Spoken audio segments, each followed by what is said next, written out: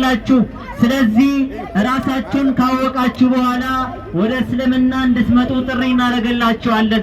ሰው እንዴት ነው ከእስልምና የሚወጣው ከተባለ ወላጆቻቸው አይሁዲ ከሆኑ አይሁዳውያን ያደርጋሉ፣ ክርስቲያኖች ከሆኑ ያንን የተወለደ ልጅ ክርስቲያን ያደርጋሉ። ስለዚህ ኑ ወደ ተቀድሞ እምነታችሁ እስልምና እንላችኋለን። እስልምና ውስጥ ነቢያቶች አይመለኩም። ሁሉም ሰው ማወቅ ያለበት አንዱ ፖይንት አንዱ ነጥብ ምንድነው? ሰው አይመለክም። ስለ ዒሳ ነው። አብዛኛው ሰው ስለ ክርስቶስ ያለው ግንዛቤ እጅግ በጣም የተሳሳተ ሊሆን ይችላል። እስልምና ግን ስለ ዒሳ ወይም ስለ ክርስቶስ የሚያስተምረው አስተምሮ እጅግ በጣም ግልጽና ፍንትው ያለ ለእርሱ ክብር ባለው መልኩ ነው የሚያስተምረው። እስልምና ውስጥ ዒሳ እጅግ በጣም የከበረ ሰው ነው። ቅድስት ድንግል ማርያም ዒሳን ወይም ክርስቶስን ስትወልደው ሰዎች ተቿት። አንቺ ሳታገቢ ከወንድ ጋር ንክኪ ሳይኖርሽ እንዴት ነው ወንድን ልትወልጂ ልጅን ልትወልጂ የቻልሽው ብለው አሟት። እንደውም ድቃላን ነው የወለድሽው ብለው ሰደቧት፣ ዘለፏት። ነገር ግን አምላካችን አላህ ሱብሓነሁ ወተዓላ ይህ የአይሁዳውያን መንፈስ እጅግ በጣም የወደቀና ውሸት የተሞላበት መንፈስ በመሆኑ ልጁ በተአምር እንዲናገር አደረገው። ምንድነው ያለው? ቃለ ኢኒ ዓብዱላህ አታኒ አልኪታባ ወጀዐለኒ ነቢያ። ልጁም ዒሳ ክርስቶስ አለ። ምንድነው ያለው? እኔ እኮ ነቢይ ነኝ፣ እናቴ በዝሙት አይደለም የወለደችኝ አለ። ተመልከቱ እንግዲህ ዒሳ በተአምር ተናግሮ በዝሙት የተወለደ ልጅ ሳይሆን በተአምር የተወለደ ልጅ መሆኑን በሕፃንነቱ ተናገረ። ይሄ ሰው ይህ ዒሳ ወይም ክርስቶስ አድጎ ወደ እስራኤላውያን ነብይ ሆኖ ተላከ። ይህ ነብይ ግን ሲያስተምር የነበረው አንድ አምላክን ነው። ታዲያ ዒሳ ወደ ነቢያት ወደ እስራኤላውያን ሲላክ ድንቅ ማሳየት አለበት፣ ተአምር ማሳየት አለበት። ይህም ተአምር ምንድነው?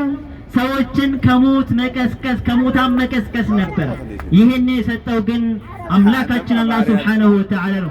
እስልምና ውስጥ ልብ ልትሉት የሚገባው ነገር ነቢያቶች በሙሉ ተአምርን ያደርጋሉ፣ ድንቅ ይሰጣቸዋል። ምክንያቱም ሰዎች ናቸውና ወደ ሰዎች ሲላኩ ልዩ የሆነ ነገር ይዘው መምጣት አለባቸው። ለዚህ ሲባል ግን አምላክ በነቢያት በኩል ድንቁን ይሰራል፣ ተአምራትን ይሰራል። ከዚህ ነው ዒሳ ወይም ደግሞ ክርስቶስ ሲላክ ሙታንን እንዲያስነሳ አምላካችን ፈቀደለት። በራሱ ኃይል በራሱ ጉልበት አይደለም፣ በአምላክ ጉልበት።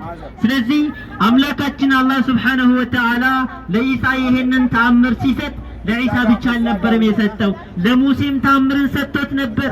ሙሴ ተአምራትን አድርጓል። ወገኖቻችን ተአምር ያደረገው ክርስቶስ ብቻ አይደለም።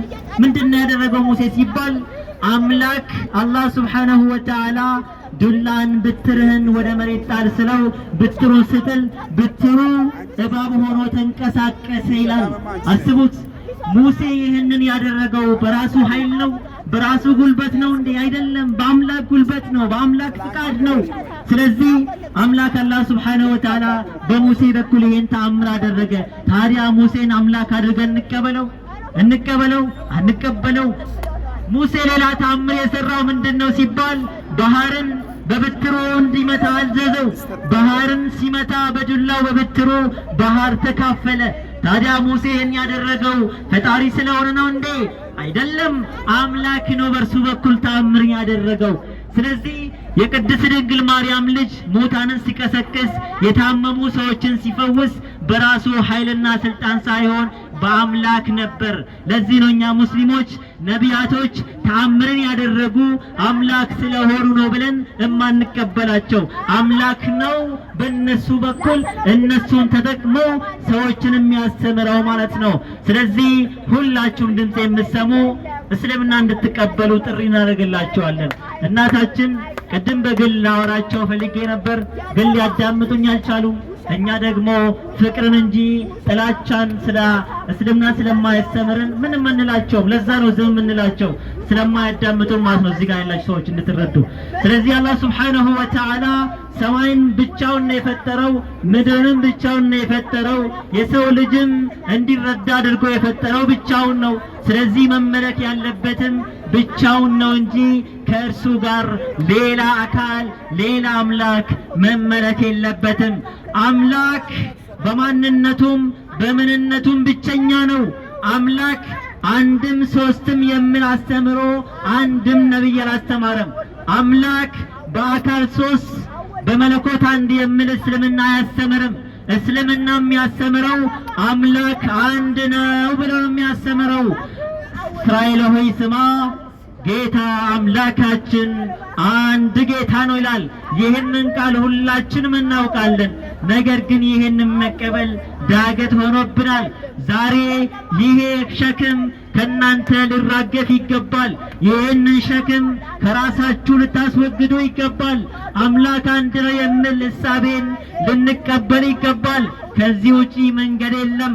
አምላካችን አላህ ሱብሓነሁ ወተዓላ አለዚነ አመኑ ቢአያቲና ወካኑ ሙስሊሚን፣ እነኛ በአንቀጾቻችን አምነው ሙስሊሞች የሆኑ፣ ልብ በሉ ሙስሊሞች የሆኑ ኡድኹሉል ጀና ጀነትን ግቡ ይባላሉ አሉ።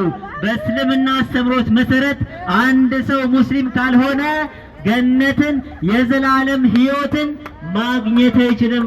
ወገኖቻችን ይህንን ስንል ዝም ብሎ ለተራ ስብከት አይደለም፣ ለቁም ነገር ነው። እዚህ ጋር ያለነው ቦታ ልትሰጡት ይገባል። ስለዚህ እስልምናን ተቀበሉ፣ ሰላምን ታገኛላችሁ፣ ደስታን ታገኛላችሁ፣ ቤታችሁ ሰላም ይሆናል፣ ቤታችሁ በፍቅር ይሞላል። ሁላችሁም እስልምናን ተቀበሉ። ስላዳመጣችሁ ያመሰግናል።